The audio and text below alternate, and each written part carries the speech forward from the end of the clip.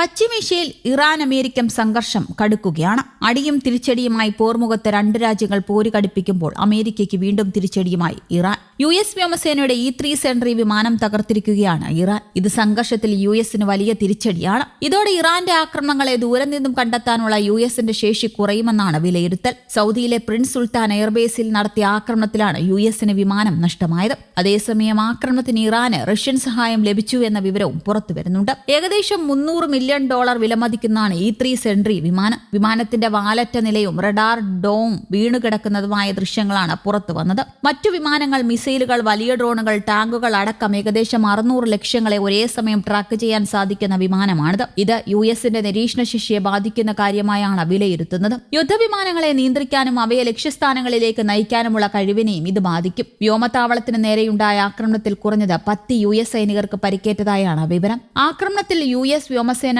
Tanker വിമാനത്തിനും കേടുപാടുകൾ സംഭവിച്ചിട്ടുണ്ട്. മിസൈലുകളും ഡ്രോണുകളും ഉപയോഗിച്ചാണ് IRGC ആക്രമണം നടത്തിയത് എന്നാണ് ഇറാനിയൻ സ്റ്റേറ്റ് ബ്രോഡ്കാസ്റ്ററായ പ്രസ് ടിവിയിലെ റിപ്പോർട്ട് പറയുന്നത്. ഇറാൻ ആക്രമണം നടത്തുന്നതിന് മുൻപുള്ള ദിവസങ്ങളിൽ റഷ്യ സൗദി അറേബ്യയിലെ സൈനിക താവളത്തിന്റെ ഉപഗ്രഹ ചിത്രങ്ങൾ 3 തവണ പകർത്തിയിരുന്നതായാണ് ഉക്രൈൻ ഇന്റലിജൻസിന്റെ വിവരം. ഇതാണ് റഷ്യൻ പിന്തുണ ഇറാന് ലഭിച്ചോ എന്ന സംശയത്തിന് കാരണം. അതേസമയം ഇതോടെ ഇറാനെതിരെയോ എപ്പിക് ഫ്യൂരി സൈനിക നടപടിയിൽ US-ന് ഇതുവരെ 16 സൈനിക വിമാനങ്ങളെങ്കിലും നഷ്ടമായെന്നാണ് കണക്ക്. ഗൾഫിലെ US കേന്ദ്രങ്ങളുടെ ചിത്രമെടുത്ത് ഇറാന് കൈമാറി. പുടിനെതിരെ സെലൻസ്കിയുടെ വൻ പ്രഹരം നടക്കുകയാണ്. 10 MQ-9 റീപ്പർ ഡ്രോൺ, 3 F-15E യുദ്ധവിമാനങ്ങൾ എന്നിവ നേരത്തെ നഷ്ടമായിരുന്നു. ഇതിനൊപ്പം മാർച്ച് 12-ന് നടന്ന ആക്രമണത്തിൽ KC-135 സ്റ്റാർ ടോങ്കോഗർ വിമാനവും US-ന് നഷ്ടമായി. ആദ്യ 3 ആഴ്ചയിലുണ്ടായ നഷ്ടവും അറ്റകുറ്റപ്പണി ചെലവുമടക്കം US-ന് 1.4 ബില്യൺ 2.9 ബില്യൺ വരെ ചെലവായി എന്നാണ് കണക്ക്. അതിനിടെ ഗൾഫ് മേഖലയിൽ ആക്രമണം കടുപ്പിക്കുകയാണ് ഇറാൻ. ദുബായ് തുറമുഖത്ത് നങ്കൂരമിട്ടിരുന്ന കുവൈറ്റിന്റെ ഭീമൻ എണ്ണക്കപ്പലായ അൽ സൽമിക്ക് നേരെ ആക്രമണമുണ്ടായി.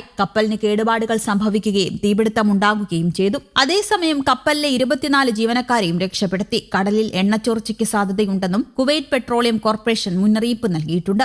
ആളപായം റിപ്പോർട്ട് ചെയ്തിട്ടില്ലെന്നും നാശനഷ്ടങ്ങൾ വിലയിരുത്തി വരികയാണെന്നും കോർപ്പറേഷൻ കൂട്ടിച്ചേർത്തു. ഷാർജയിലെ തുറയ ടെലികമ്മ്യൂണിക്കേഷൻ കമ്പനിയുടെ കെട്ടിടത്തിന് നേരെയും ഇറാന്റെ ആക്രമണമുണ്ടായി. കെട്ടിടത്തിന് കേടുപാട് സംഭവിച്ചു. ആളപായമില്ല. റിയാദ് പ്രവിശ്യ ലക്ഷ്യമാക്കി വിക്ഷേപിച്ച 3 ബാലിസ്റ്റിക് മിസൈലുകൾ നശിപ്പിച്ചതായി സൗദി പ്രതിരോധ മന്ത്രാലയം അറിയിച്ചു. ആക്രമണങ്ങൾ തുടരുന്ന സാഹചര്യത്തിൽ UAE സ്കൂളുകൾക്ക് ഏപ്രിൽ 15 വരെ ഓൺലൈൻ പഠനം നീട്ടി. യുദ്ധം നിർത്തിയാൽ മാത്രമേ ഇനി ചർച്ചയുള്ളൂവെന്ന് ഇറാൻ വ്യക്തമാക്കിയിട്ടുണ്ട്.